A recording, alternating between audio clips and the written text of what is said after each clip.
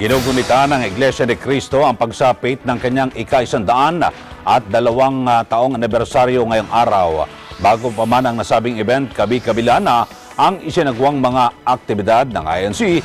Kabilang narito ang isinagawang malalaking paglingap sa marami nating kababayan. Kaugnay ng nasabing anibersaryo, bumuhos naman ang mga pagbati mula sa iba't ibang panig ng mundo. Ma-report si Ronald Neri. Makalipas ang higit isang siglo, buhat ng bumangon sa Pilipinas noong July 27, 1914, ipinagdiriwang ngayong araw hindi lamang ng mga kaanib nito sa buong bansa, kundi maging sa buong mundo ang ika-102 anibersaryo ng Iglesia ni Cristo.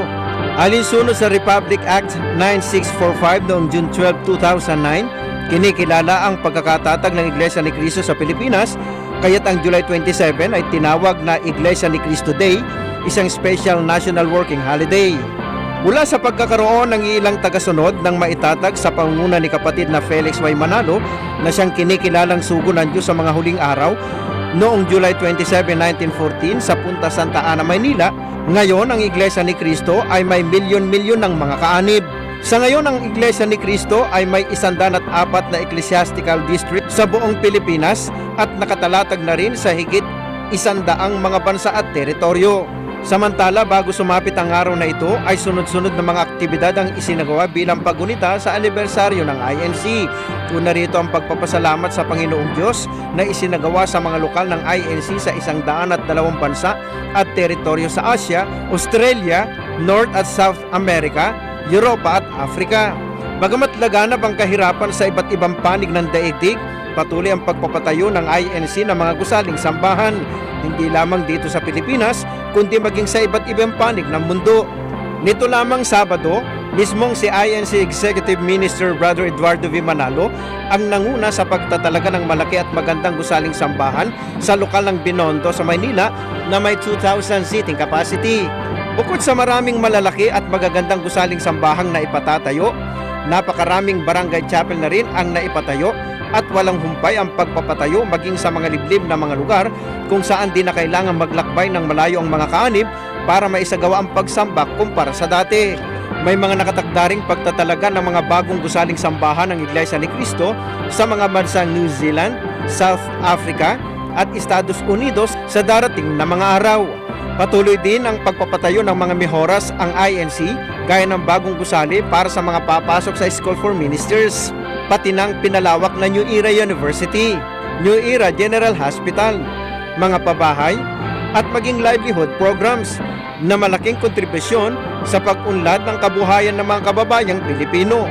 Kinikilala rin ang Iglesia ni Cristo sa mga malawakang relief evangelical missions nito, ulingap pamamahayag sa ilalim ng kabayan ko, kapatid ko.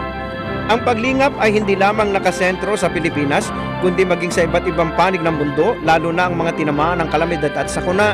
Isa pa sa mga aktibidad kaugnay ng 102nd anniversary ng INC ay ang pambuong mundong pamamahayag ng mga salita ng Diyos sa bawat lokal na Iglesia ni Cristo na pangungunahan ng mga may tungkulin sa kagawaran ng kalihiman.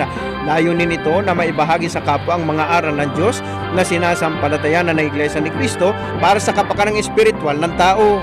Kaya naman, hindi malilimutan ng marami ang anibersaryo ng Iglesia ni Cristo. Mula sa mga pahayagan, telebisyon at radyo, mayroong mga pagbati. To Brother Eduardo V. Manalo and to all the brethren in the Philippines and all over the world, I would like to congratulate the Iglesia ni Cristo for celebrating its 102nd founding anniversary. 102 years is a young for a spiritual institution, but you have already managed to establish so many congregations all over the world, including those in Tel Aviv and Jerusalem. That makes you look much older than you are. My best wishes from the State of Israel, which is also the Holy Land, the Promised Land, and the land of many promises. Among our promises is an ongoing friendship with Iglesia ni Cristo and the Filipino people.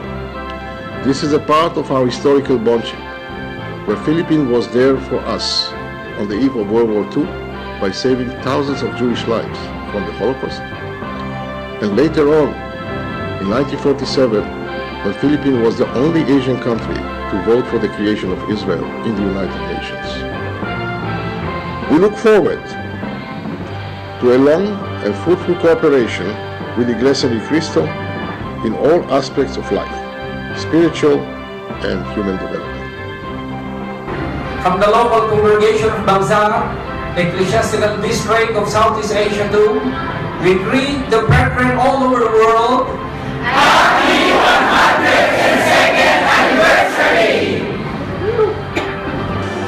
Kami pong mga kapatid sa distrito ng Quezon North ay malugod na bumabati sa ating tagapamahalang pangkalahatan, kapatid na Eduardo B. Manalo, at sa aming tagapangasiwa, kapatid na Isaias A. Hepolito, at sa lahat ng mga kapatid sa buong mundo. Happy 102nd Anniversary! We are one with EBN! Ang aking pong taus-pusong pagbati sa ating pong mga kapatid sa iglesia sa inyong ika-102 years anniversary. Sa iginagalang ko po kay Ka Eduardo, sa lahat po ng mga kapatid, mabuhay po kayo.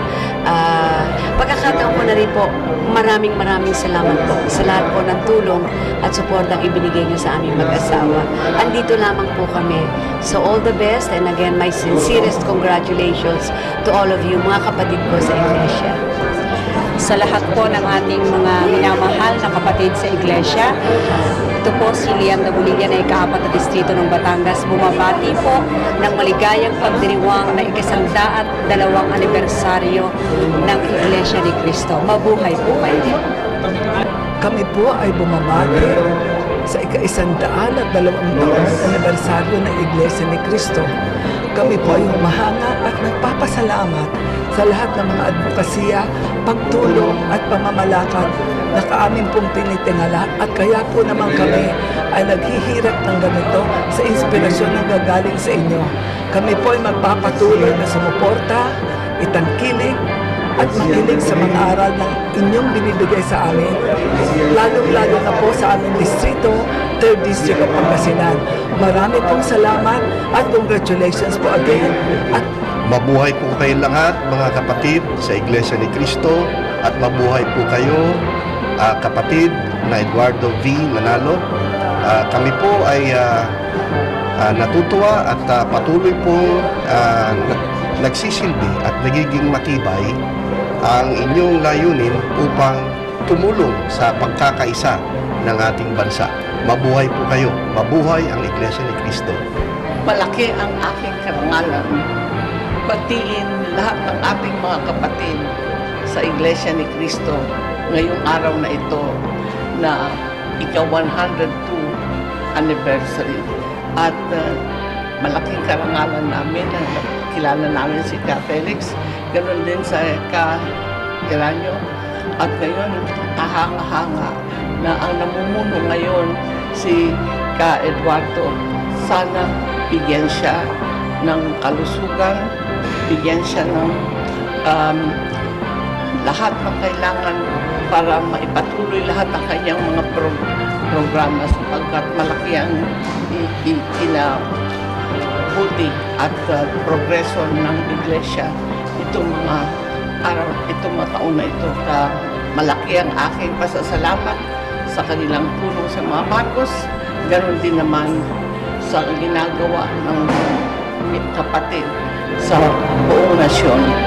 Hindi lamang pinauhusay ang kinabukasan ng bawat Pilipino, kung hindi ang buong bayan ay binigyan ng magandang kinabukasan. Sa kanilang lahat at sa inyong lahat, maraming salamat mga kapatid.